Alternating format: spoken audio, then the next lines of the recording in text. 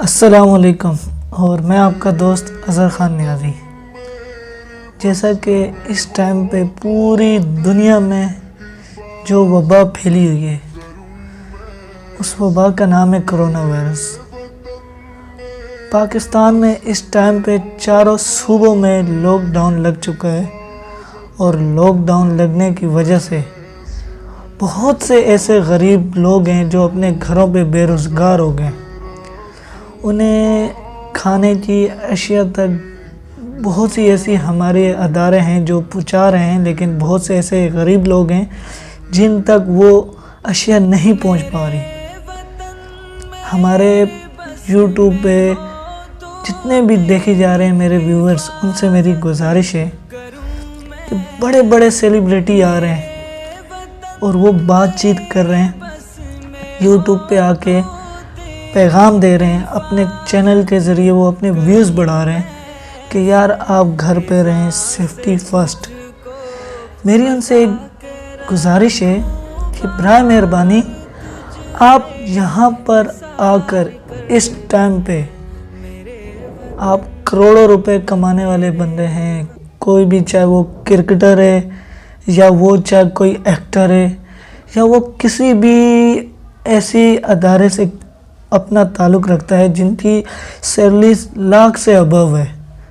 تو میری ان سے گزارش ہے کہ آپ صرف اور صرف یوٹیوب پہ یا فیس بک پہ یا سوشل میڈیا کے کسی بھی اکاؤنٹ پہ آ کر بات چیت نہ کریں، بلکہ آپ سے جتنا ہو سکتا ہے، جتنا بھی ہو سکتا ہے، چاہے وہ 1000 2000 یا لاکھ، میں ان غریب لوگوں کے بیچ میں شامل کر کے کہہ رہا ہوں کہ آپ سے جتنی بھی گنجائش ہو سکتی ہے تو آپ جائیں اور دیکھیں جو مستحق غریب ہے،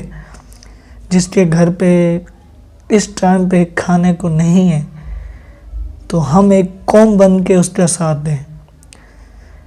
ہمیں باتوں سے کچھ نہیں ملے گا۔ میں خود بھی یہاں بیٹھ کے اگر بات کر رہا ہوں تو پہلے مجھے اپنے گربان میں جھانک کے کہ میں کچھ کر سکتا ہوں تو میں آپ سے بات کر رہا ہوں۔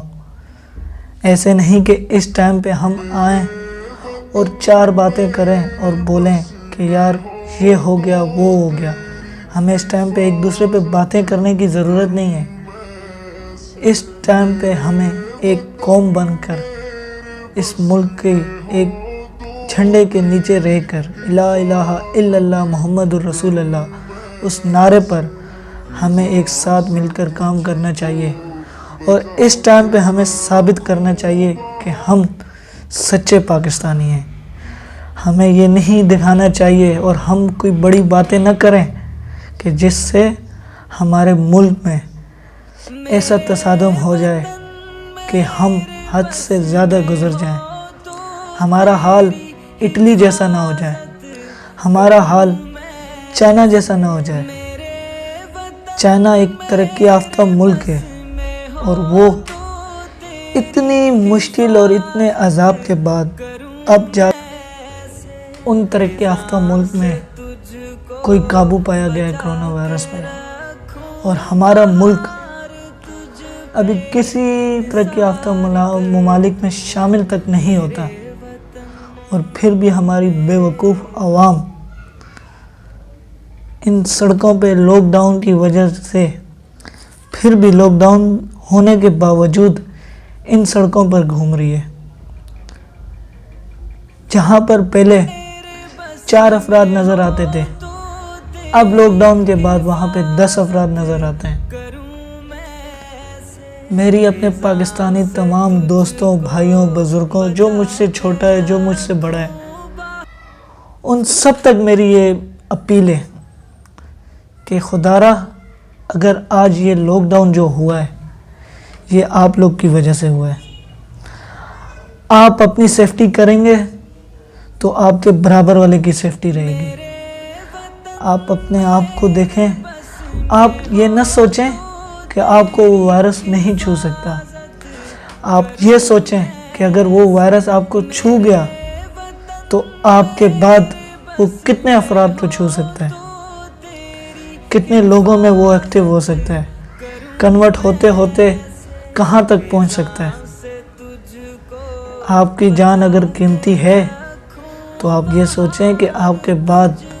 جتنے بھی آپ کے دوست ہمسائے جتنے بھی ہیں ان کی جان بھی قیمتی ہے۔ ایسی موت ہمارے پاکستانی لوگ یہ بول رہے ہیں کہ یہ اس مرض میں جو مبتلا ہو جائے اور وہ انتقال کر جائے تو وہ موت شہادت کی ہے۔ مجھے آپ یہ بتائیں وہ موت کہاں سے شہادت کی ہے؟ شہادت کی موت وہ ہے جو ہم کسی جنگ میں جا کے لڑیں۔ شہادت کی وہ موت وہ ہے جو بغیر ہمیں معلوم نہ ہوتے ہوئے وہ مرض ہمیں لگ جائے، وہ وبا ہمیں لگ جائے اور پھر ہم اس کے ساتھ سیفٹی کریں، لیکن سیفٹی کرتے کرتے جنگ لڑ کے ہار جائیں تو ہمارے لیے شہادت کی موت ہے۔ وہ شہادت کی موت نہیں ہے ہمارے لیے کہ جو ہمیں لگنے کے باوجود ہم یہ سوچیں کہ یار ہم ڈھونڈ رہے ہیں یہ وائرس کہاں پر ہے، اور پھر ہمیں وہ وائرس آئے اور لگ جائے، تو پھر یہ موت شہادت کی موت نہیں ہے، یہ موت خود کو بلائی ہوئی موت ہے۔ تو خدا را میرے جتنے بھی دوست یہ ویڈیو دیکھ رہے ہیں اور میری ان سے گزارش ہے، اس ٹائم پہ ہمیں ایک پاکستانی قوم بن کر سامنے آنا ہے اور ہمیں ثابت کرنا ہے کہ سب سے پرامن ملک ہمارا ہے، اور اس سے زیادہ ہمیں ثابت کرنا ہے کہ ہم ایک مسلمان ہیں اور ہم اپنے ہمسایوں کا بھی خیال رکھتے ہیں۔ اس ٹائم پہ آپ اپنے محلے میں دیکھیں، آپ اپنی گلی میں دیکھیں، کون سا ایسا غریب فرد ہے جس کو آپ اس کی امداد کر کے آپ بتا دیں اور اللہ تعالیٰ کو راضی کریں کہ یا اللہ وہ دن آیا تھا جس دن آپ نے ہم پہ یہ امتحان لیا، اور اس امتحان کی گھڑیوں میں بھی ہم نے آپ کو